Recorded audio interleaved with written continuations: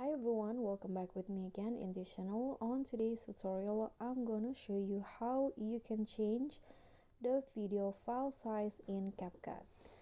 So here I've already opened my project, and to change the video file, you just need to click on this box at the top.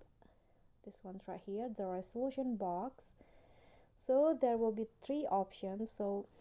You can see that the estimated file size now is 2 megabyte, and if you want to have a smaller video size, you can just swipe through the resolution in here, swipe it to, for example, 480p. Now the file size will be 1 megabyte only, and this is the same for the frame rate also. If you want to make the file smaller, just swipe it to the left like this.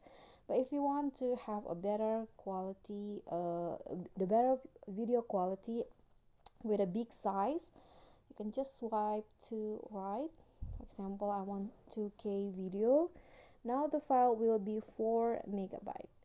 Okay, so that's all for me. Thank you so much for watching. Don't forget to like, comment, subscribe, and also click on the thanks button below. Bye.